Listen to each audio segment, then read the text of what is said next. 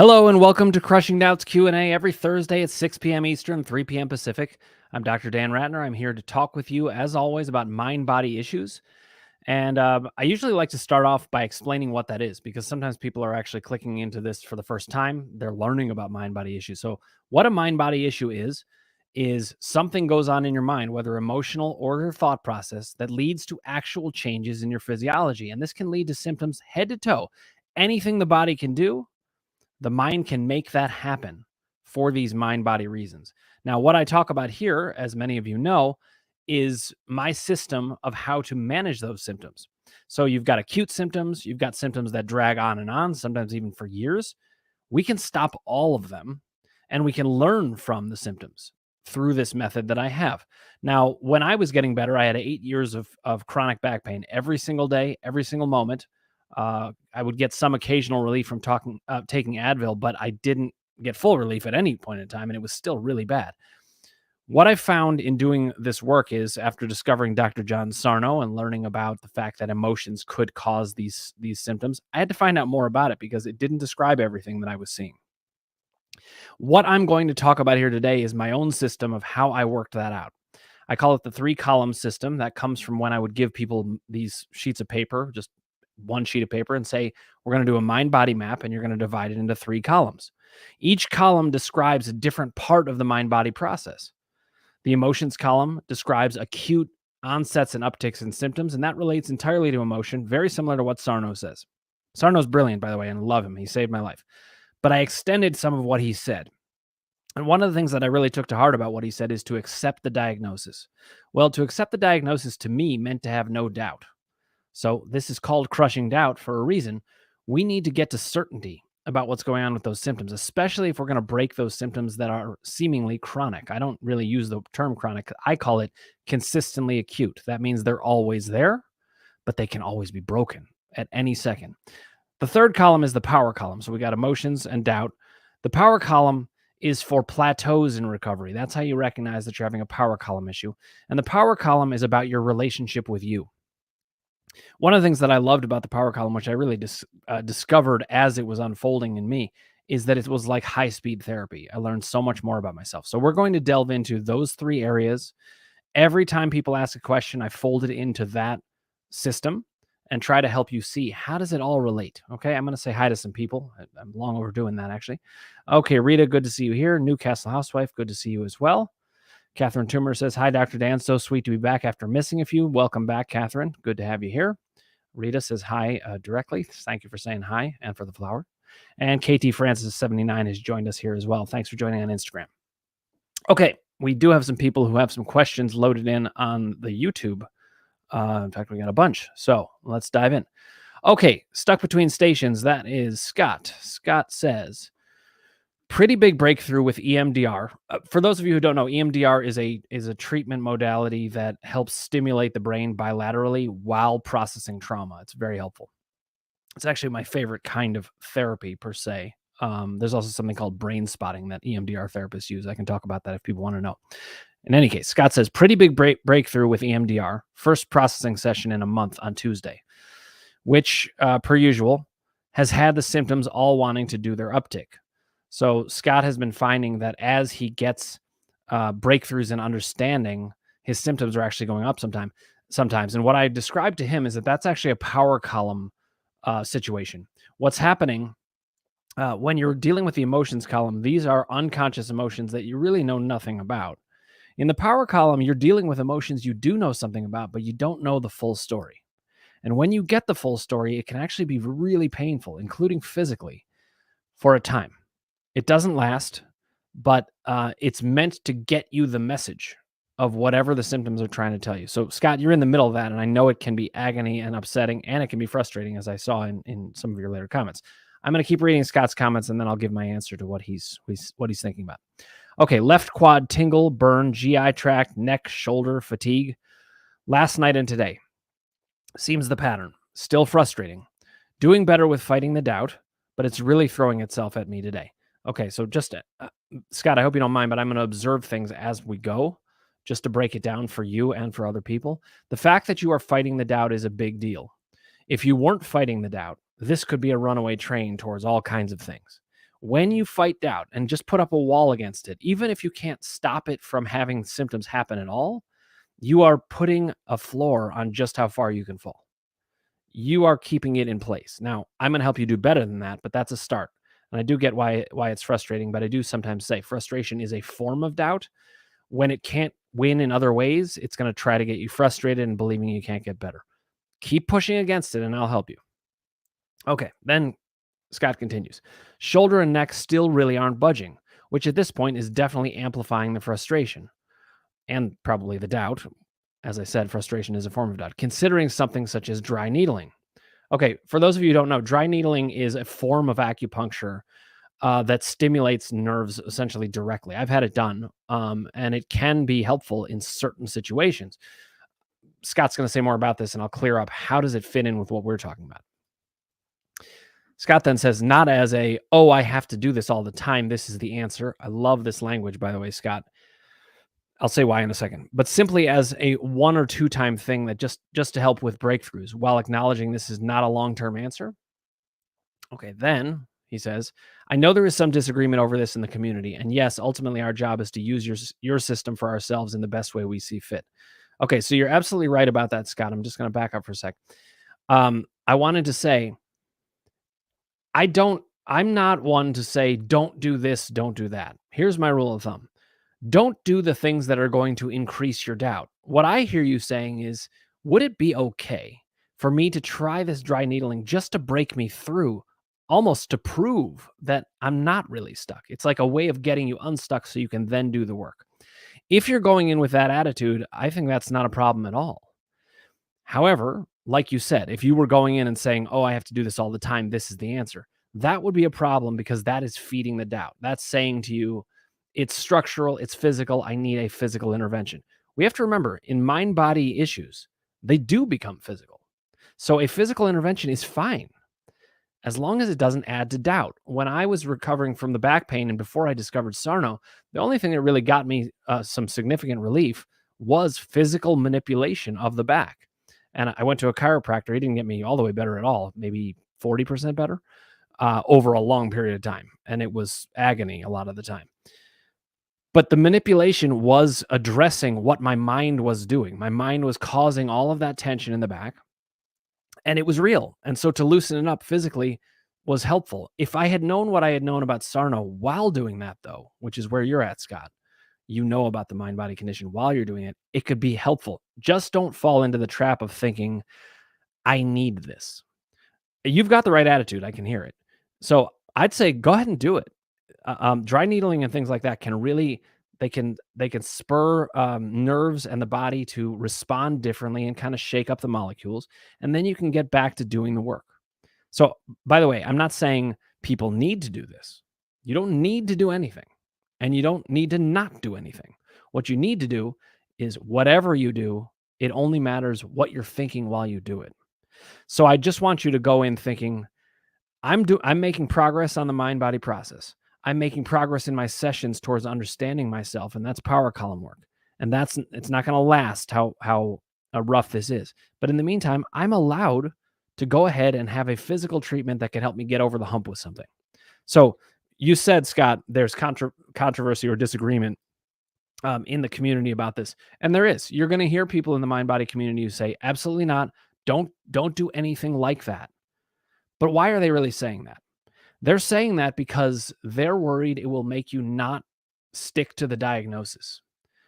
I'm saying, listen, if we've looked at it and you don't have a ton of doubt, then we can trust you to go ahead and do that. But here's the other thing. If you go ahead and do it and it causes doubt, we can still work against doubt afterwards.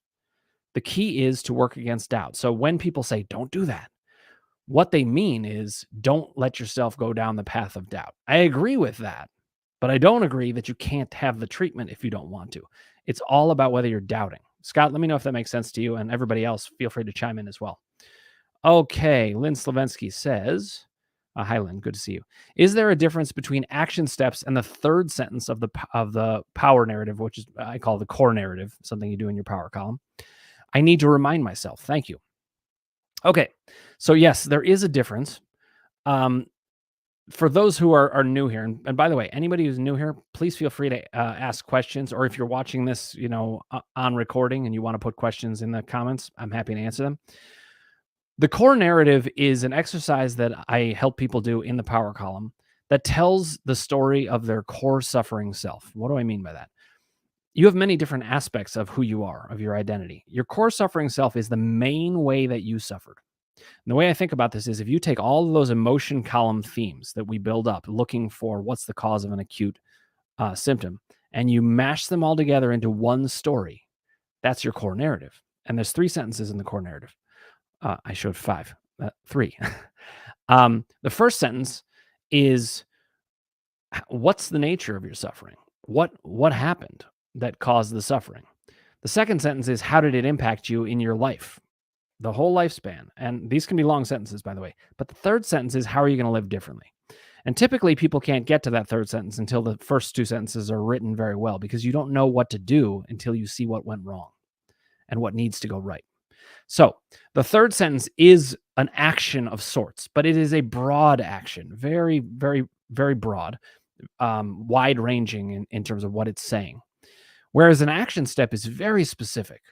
It targets a specific moment and helps you decide what to do in that specific moment. Here's a good analogy.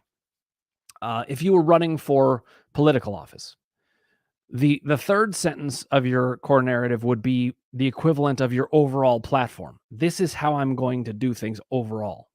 The action steps would be the things you would do once you're in office, the specific things. Oh, well, this is a problem. I need to do this. This is a problem. I need to do this. So the action steps are something that you're going to find within the 3 different columns.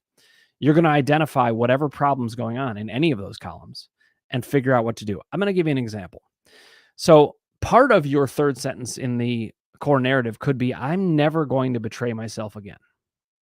That could be a big part of what you need to have as your broad idea of what you're going to do.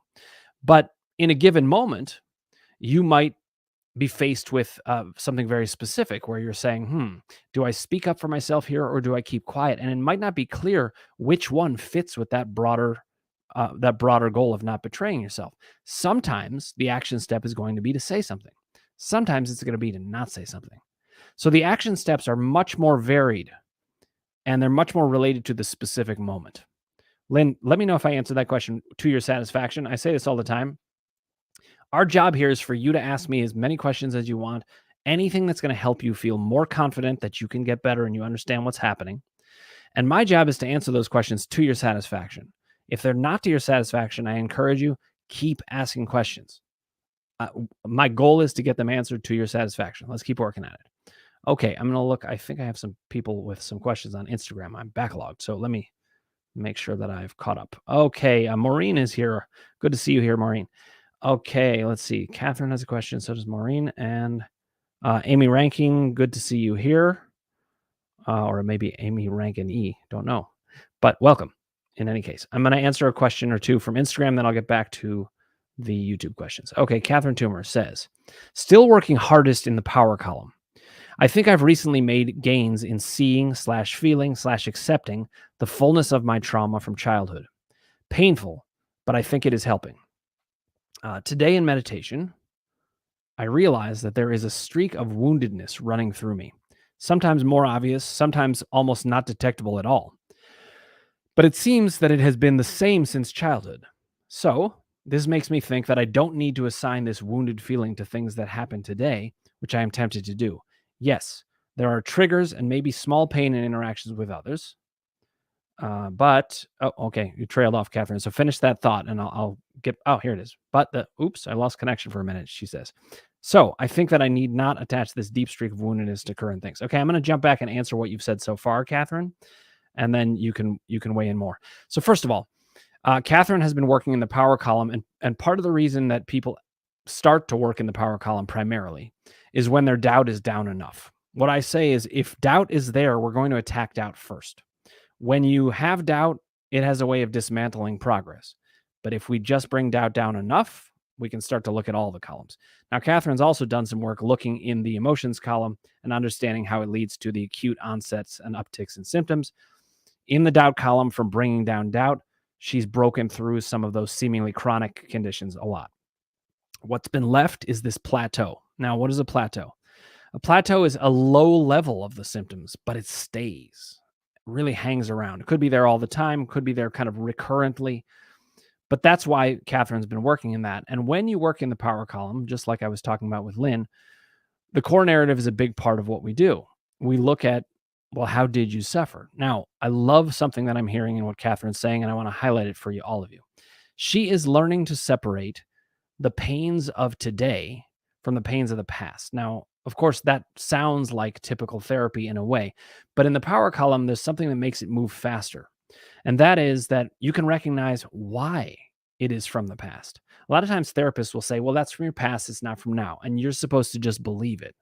Well, the core narrative helps you see that it's actually true. And then you can truly believe it in you.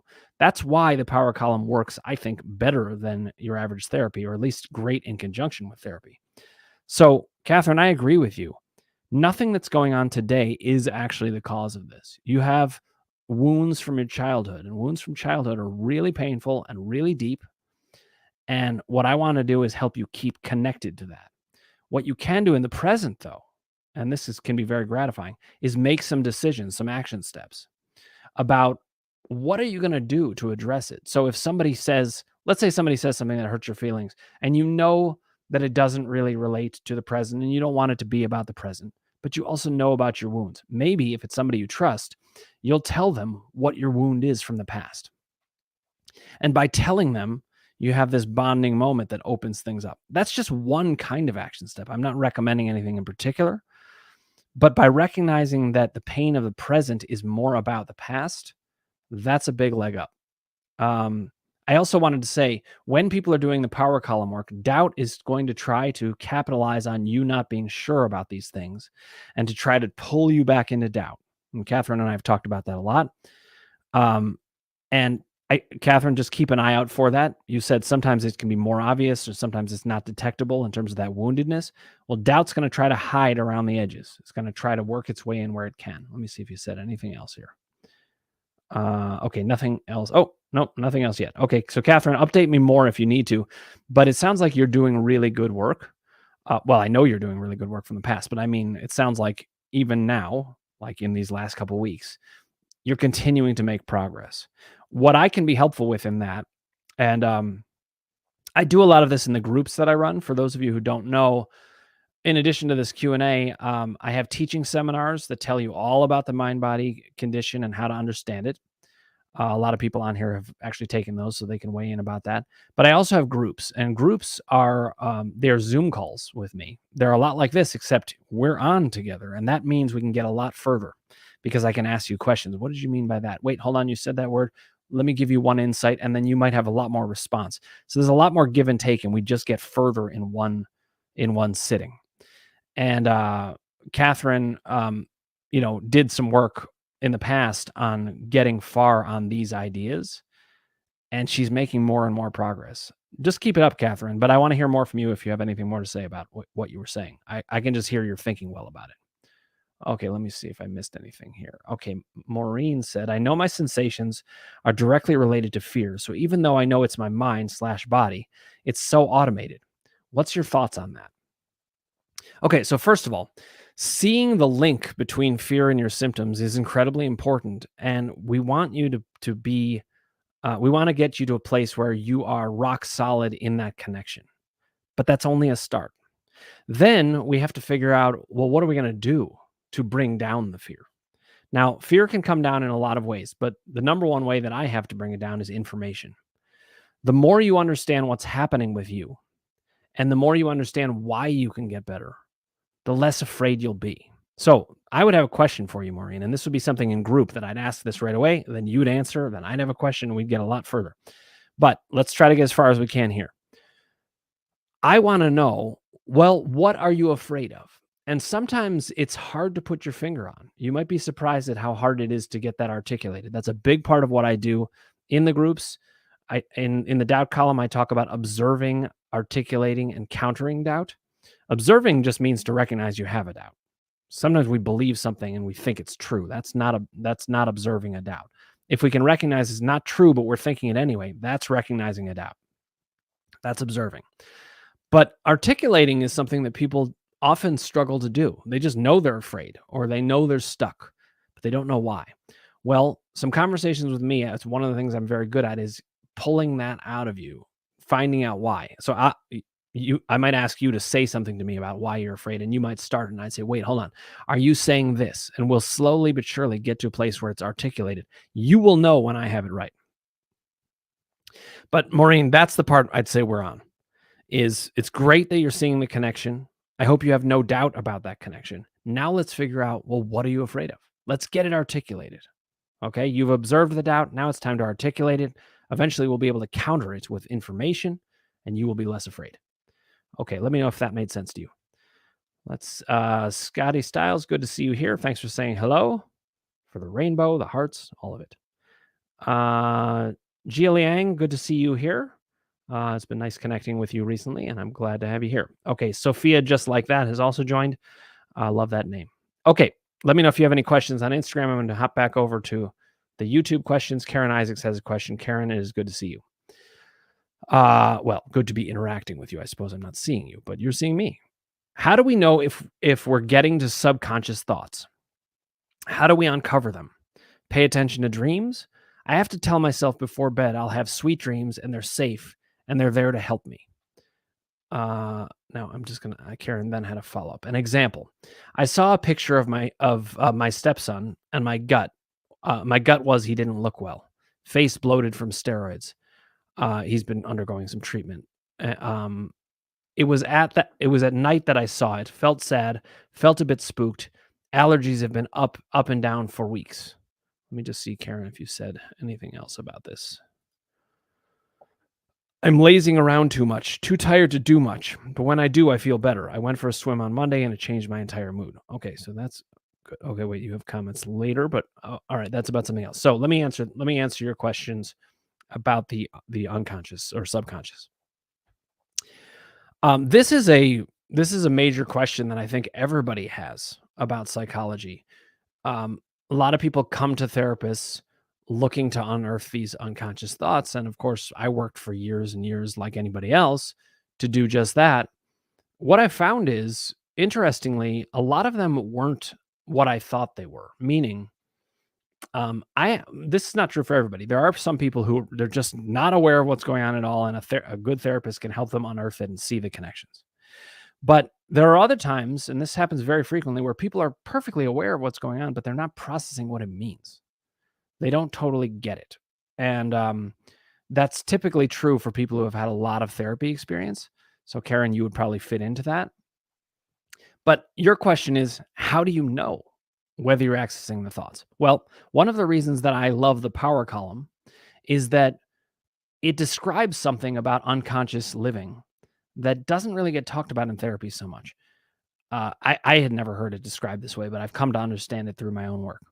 And that is this: most of your unconscious process is about your core narrative. It's just like your mind is just thinking about that all the time. So the work we can do in the power column can be incredibly organizing to how to understand what might be going on in our unconscious. The good news is this: the unconscious is not as mysterious as it may seem. What do I mean by that? I mean that it's sticking to the subject. It doesn't just dance all over the place and think all kinds of crazy things.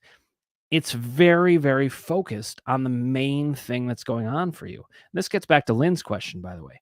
You can work on action steps for an individual moment, but the core narrative and the broad picture in the power column, that's where you're really living most of the time from an unconscious perspective. So, how do you recognize if you're getting to those thoughts? See if it fits with the main story. If it doesn't really fit with the main story, I have my doubts about that, to use a pun on crushing doubt. But you can pay attention to dreams. You can pay attention to symptoms. You can think about the core narrative and what's going on for you. You can think about the moments of your day. But here's a couple of rules of thumb. The unconscious has no sense of time. So usually whatever's going on in your subconscious mind or in your unconscious thoughts is about today. If you have dreams, it's about the day before. It has a very short memory about that.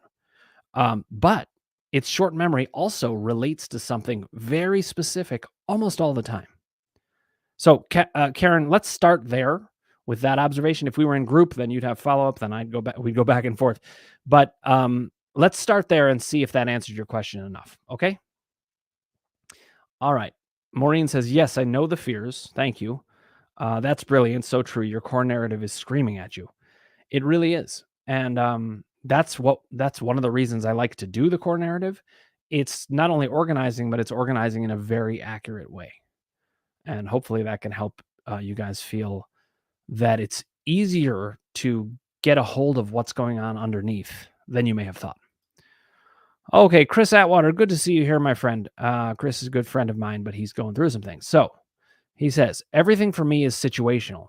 If I get to live in my stat cave, just a nickname for where I do most of my work. He works with statistics, if you hadn't figured that out. I am totally fine. Get me outside of that environment and it goes to pieces.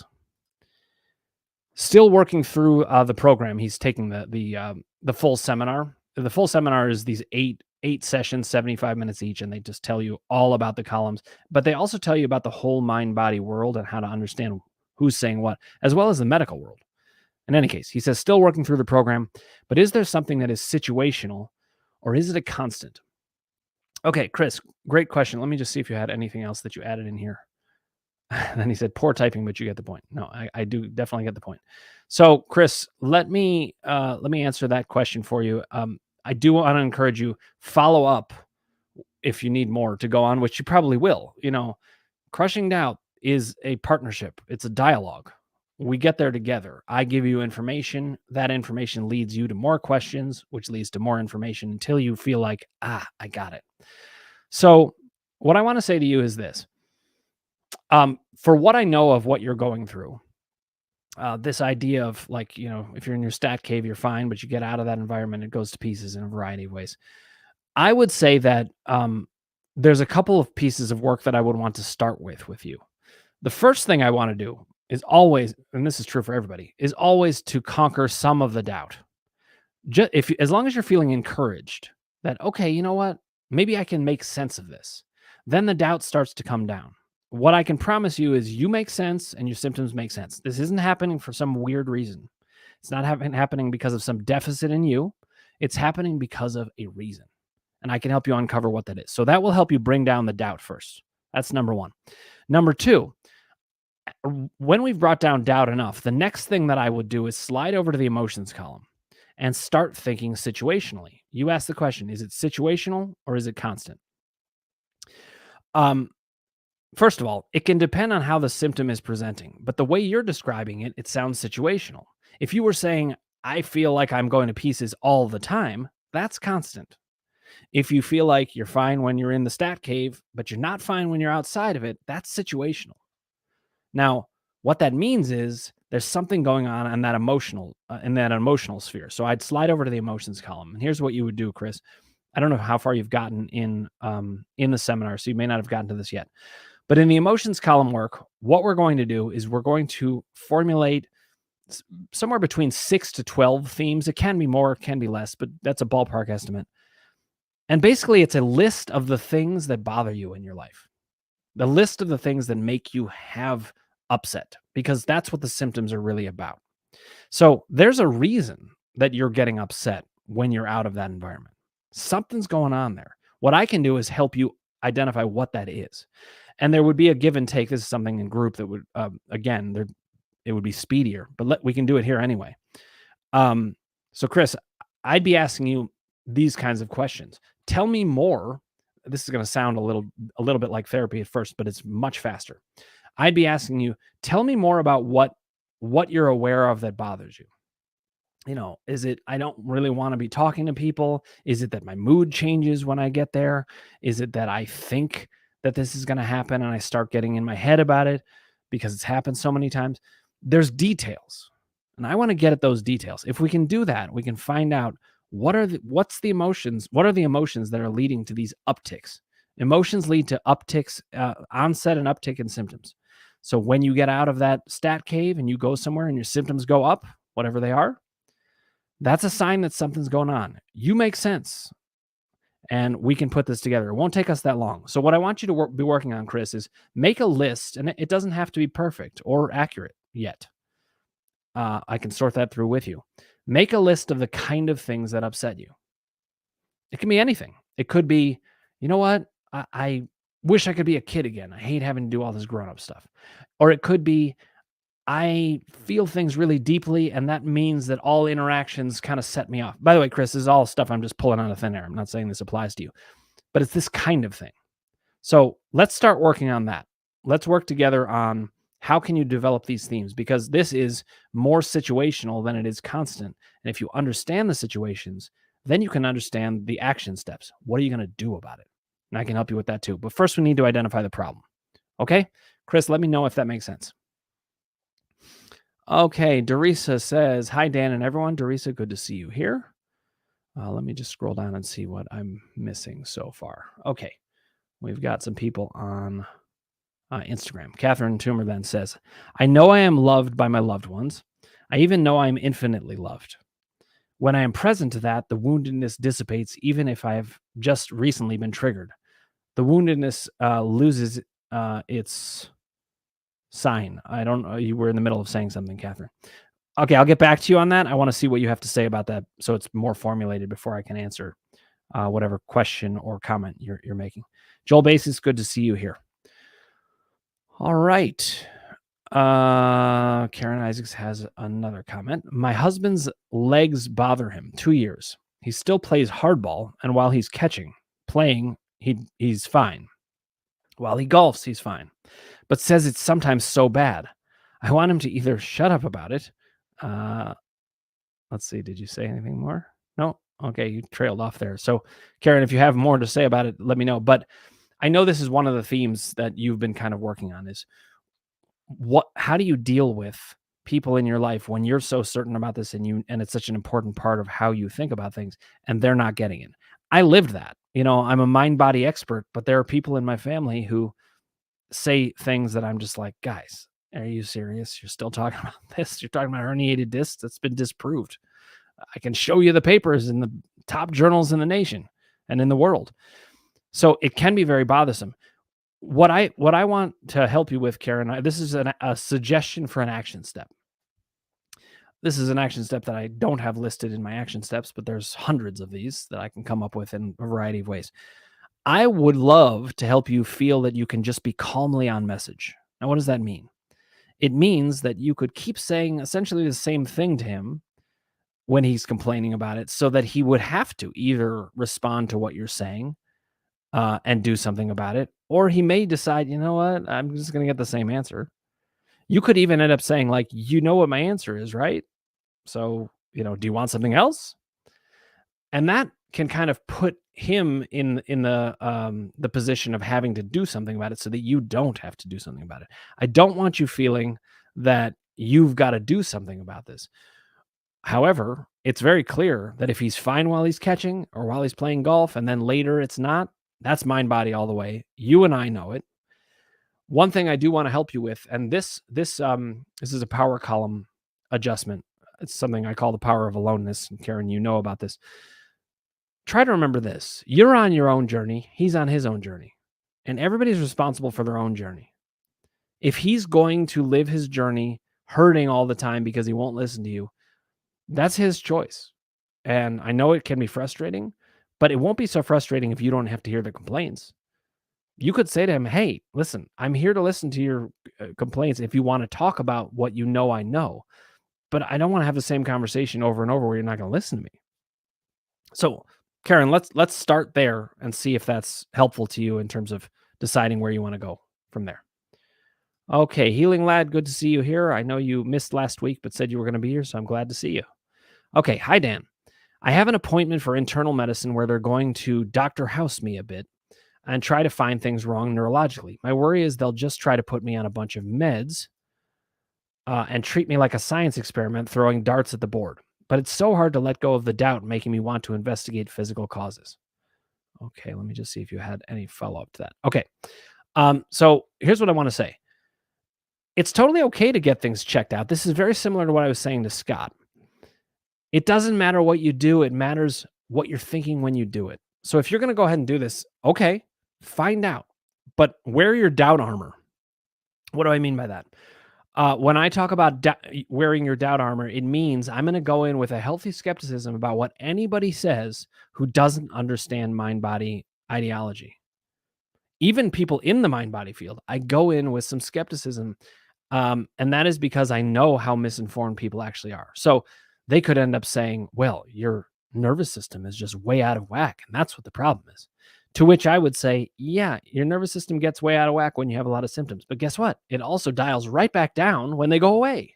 So that's not the problem. What I can pretty much guarantee you is they're not going to find anything. It's okay to do. I'm not saying not to do it or that I don't respect that you want to do it. Sometimes it's the thing that lowers the doubt to go get the information and to see, yeah, they don't have anything, or even the things they say don't really fit. Whatever is going to bring down your doubt, I don't care which way you go with it, doing the test or not, work to bring down the doubt. Okay. If they say something that causes doubt, you come right to me, I'll crush it. You're not going to be in danger either way as long as we're working against doubt. Let me know if that makes sense to you. Okay. All right. Let's see. Okay. So Catherine Toomer finished up what she said. The woundedness loses its significance, but I probably need another specific action step to deal with my knee-jerk reaction to small slights from my husband. He's usually not even aware of them, and he does love me, but I continue to sometimes get very triggered by him, and the woundedness is way too big. Clearly not really from him. I will come up with something, but probably not always talking with him because we have done that a lot. It's sometimes helpful, but not always healthy for us. I need an action step that doesn't rely on him. I'm creative. I'll come up with something. Thanks for listening. So helpful. My pleasure, Catherine. But I do want to say this. While you're probably going to come up with whatever this is, I just want to encourage you. The solution is going to be about peace with yourself. So I think what's happening at those triggered moments is you're actually attacking you at some level. You're accepting some bad version of how you've been described or something. There's a self-attack going on. I want you to look at that because that's where you're going to find the solution. So I know you're going to find the specifics, although I'm happy to work with you on it, but I want to point you in the right direction. This is going to be about the fact that at some level, when bad things happen, you're attacking yourself. It could be you're saying, of course, this would happen to me, or this happened because I'm bad, or I should have done this, or I should have lived this way. There's a self-attack in there, I promise you. And I want you to find what it is so we can get that out of the picture. Hope that helps, Catherine. Let me know. Okay, Esme Neal, thanks for joining us here on Instagram.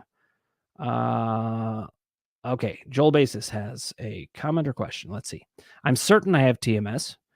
TMS, by the way, is tension myositis syndrome. That is the term that Dr. Sarno used for mind-body symptoms. There's lots of different terms. I call them mind-body symptoms or mind-body issues. Any terms are acceptable here.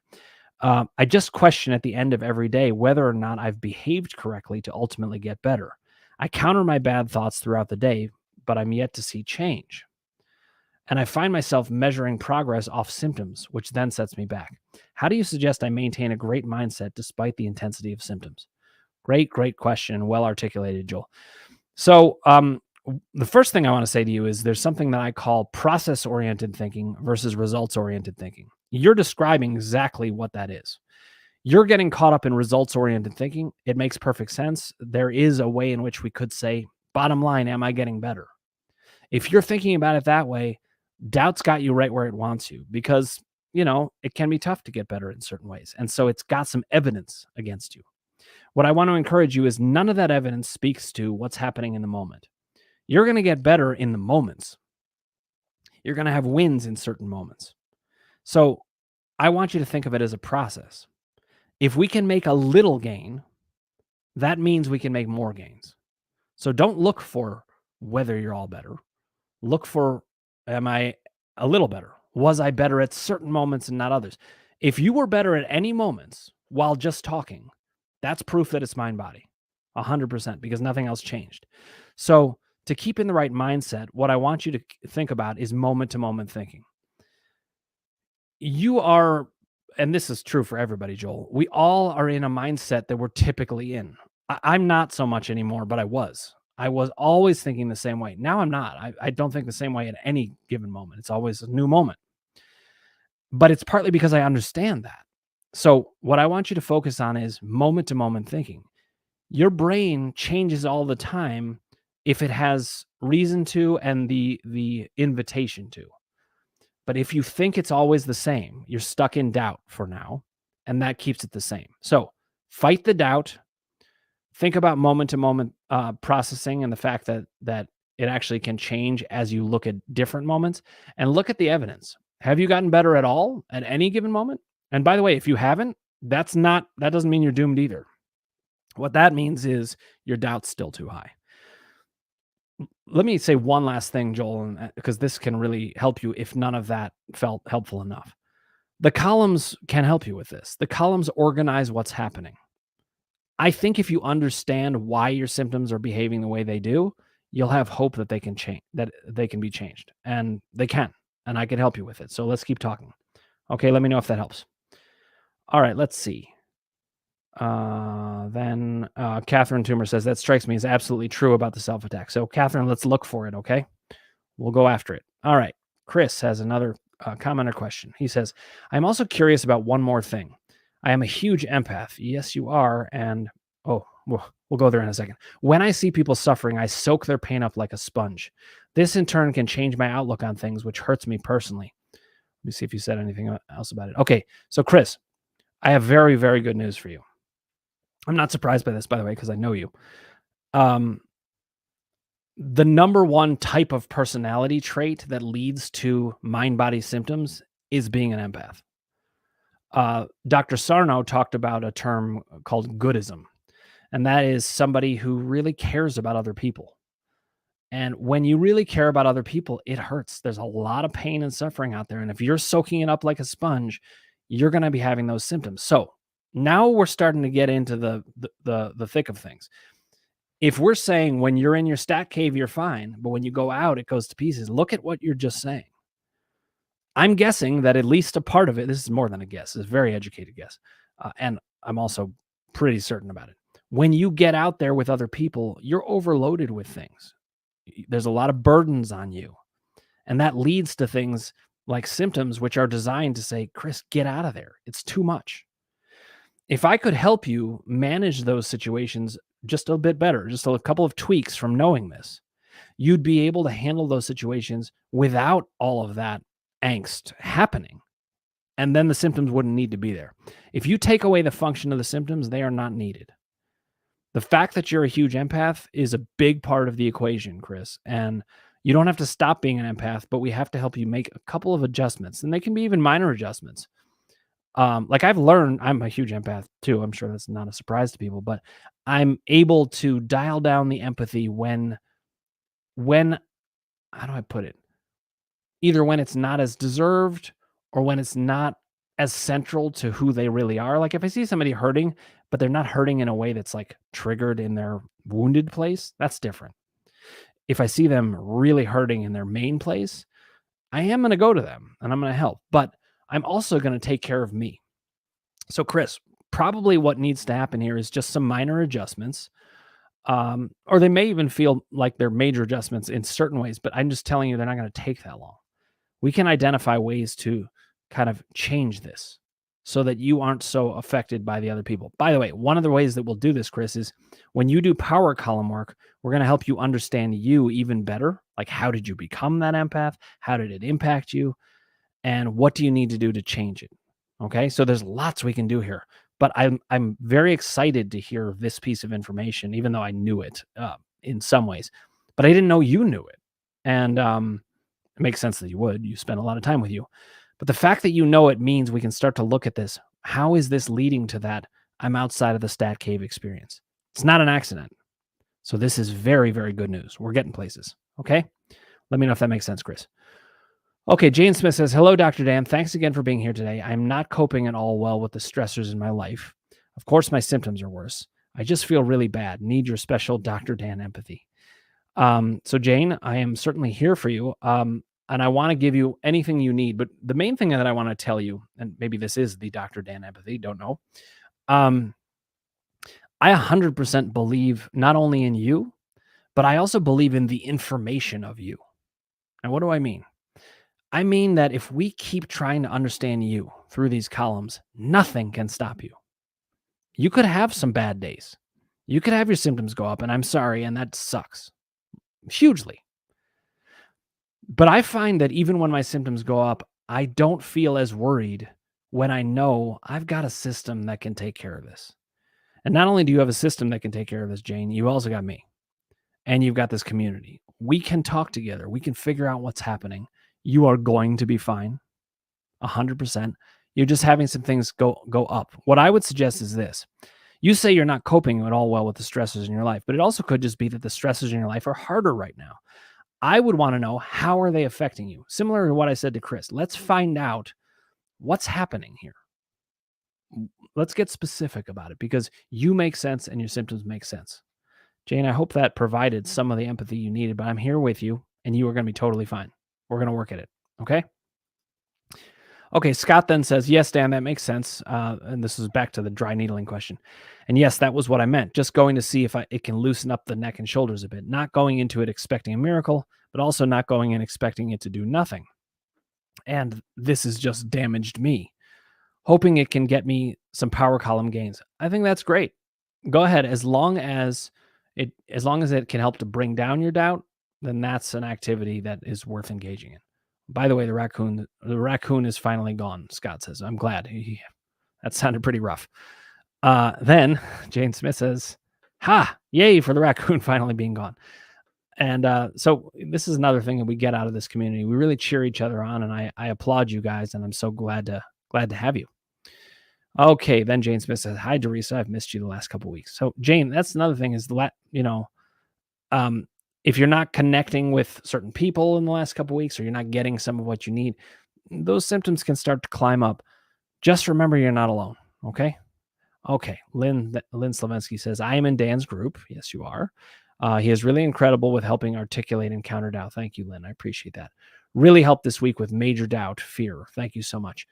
My pleasure, Lynn. And, you work hard in there, and everybody does. And it is a great partnership. And we go in, and one of the reasons it helps is I learned the ropes by having these symptoms and by knowing what alleviates them. And I studied them and studied them, and I studied them in other people too. So I can really target and get to right what needs to happen. So thanks for sharing that, Lynn. I really appreciate it. Okay, Chris Atwater says, makes total sense, Dr. Dan. Just need to keep plodding along. Yes, but we're making major progress from my angle. Now, it doesn't matter what I say. It only matters what you feel. But I do think that whenever this is making more sense, you have far more hope that you're going to get better, because the fact that it makes sense can lead to a solution that can make sense. So I look forward to talking it over with you, Chris. Okay, thanks for being here. Now, Elizabeth B says, have you seen people get better after 2 or more years of working with the mind-body process? Oh, absolutely. This is something I want to encourage you all about. Time doesn't actually matter whether you've known the mind-body process or not. You could have had 25 years of symptoms, not known about the mind-body process. You also could have 25 years of experience and say you were a patient of Sarno's and still get better. Why is that? It's because when people are stuck, they're dealing with doubt. And doubt isn't talked about enough in the mind-body community, not even close. Most of them say, work on emotions, think emotionally, journal. I call this beating your head against the emotional brick wall. So Elizabeth, if you are aware of the mind-body process and have been working at it, but have not gotten better for all that time, the main thing is you've got doubt. And I need to help you identify what that doubt is so that you can actually alleviate it. Otherwise, the doubt hangs around and it can keep the symptoms where they are. But there's no reason to think you can't get better. Absolutely not. Let me know if that makes sense, Elizabeth. Okay, then Karen Isaac says, or go to the doctor, talking about her husband again, or go to the doctor, or I make him an appointment with Dr. Schechter, David Schechter, who's a great mind-body MD. Today I had a bad thought about it. I got scary new pain in your hand. After I was scared, I laughed at it. It went away. Thanks. All good advice as always. Great, Karen. You're dealing with those onsets and upticks. You've got, anything that's kind of seemingly chronic, I think you've gotten down. The main thing we're working on, Karen, which is typical of the work that I do, is it all flows towards power. You bring down doubt, you master a lot of the emotion stuff, and then you're working in power. Okay, Cindy Krista, good to see you here. 74 here, and I have no doubt this is all mind body, but my inner child keeps dragging me back through my symptoms that I cannot get well. Okay, I want to give you one little pick me up here, Cindy, about that. The power column is where we're going to do the work and get to a place where that inner child won't drag you back. Instead, what's going to happen through the power column work, if you want to do that, and again, this is another thing that we can do in the group very specifically. By the way, if you want to get access to the group, it's on our website www.crushingdoubt.org, or you can email me dan@crushingdoubt.org and ask me any questions about it. But when you do the core narrative, when you do the power column work, what ends up happening, Cindy, is you have a new story. You have a new way of understanding that inner child, and instead of that inner child dragging you back, you carry them forward. And they say, "Okay, you got my message." That's the power column, is get the message of the symptoms. Once the message is received, you're gonna be able to move forward, and that is gonna make it so you can get well. Cindy, let me know if that makes sense. Okay. Healing Lad says that makes perfect sense, Dan. All the complex sciencey stuff is so intimidating. So it's always good to remind myself that I'm on the right track with you and the mind body work. You absolutely are. Have no fear. Go ahead and find out information. You and I, as long as I'm a trusted source for you, which hopefully I am, you and I can go in there and see what makes sense. Ultimately, I respect what you think, and I'm going to help you sort that through. But I also know how confusing it can be to try to wade through all of this. Okay, I'm here with you. Let's find out information. Don't be afraid of it, and then we'll wade through it and see what makes sense. Okay, Chris Atwater says makes sense. Thanks, Dan. My pleasure, Chris, and great to be a support to you. I'm happy to do it. Dorisa then says, missed you all too. I had occupational therapy. Let's plug away at crushing doubt. Yes, let's do it, Dorisa. Love it. Okay, Jane Smith says, thanks, Dr. Dan. And then Karen Isaac says, yes, Elizabeth, I got better after a long time. I was a patient of Dr. Sarno's for 3 years, but not till I found Dr. Dan did it all finally click. You're in the right place, Elizabeth. Thanks for the kind words, Karen. And most of all, I'm happy that it worked for you so well. And it can for lots of people. It's actually a huge part of what I do is I do tend to be one of the main people that people go to when they've been doing mind body work, but not getting the answers. Then they hear me talk about doubt and some of the other things I talk about, and they're like, oh, yeah, that makes sense. Okay. Dima Shishkov has joined us here. I think you caught the tail end of another one. Here you're at the tail end again. So I'm sorry that I'm missing getting to talk to you directly. But if you do have questions, feel free to email me, dan@crushingdoubt.org. You can go to my website to check out what I do, www.crushingdoubt.org. And as always, guys, the seminars can give you all that information. It's like an information download, and then we can discuss it. And where do we discuss it? In the groups or here? Whatever works best for you. But I'm here to support. Okay, you're welcome. Good to see you here. All right, one last comment, and then we'll wrap up for tonight. Elizabeth B says, thank you, Dr. Dan and Karen. It makes me feel better to hear positivity. I'm working with someone right now, but I may very well wind up here. Okay, well, you have my support, Elizabeth, and I'm here. So you can use me adjunctively. It doesn't have to be that you have to stop working with the other person to hear what I have to say or get input from me. The main thing I want to tell you all is you all can get better from these things. The mind is capable of generating all kinds of symptoms in the body. Anything the body can do, the mind can make a symptom that does that. And all we have to do is make sense of it to have no doubt about how we can get better, what's happening and how we can get better. And that's what I do. So let's keep working on it, guys. I will be here same time next week. That is Thursdays, 6 p.m. Eastern, 3 p.m. Pacific. Here every week. I will be off a couple of weeks, and I'll let you guys know about it. If you're on my newsletter, I will be letting people know about it there. But I'll also let people know here when we talk. But I'm here the next week or two. Is it? It's actually just next week. In 2 weeks, I'm going to be away, guys. So I will remind you next week, and we'll take it from there. Guys, it's a pleasure as always. This is such a great community, and I'm honored to be helpful to you guys. Please let me know what I can do. Okay, take care.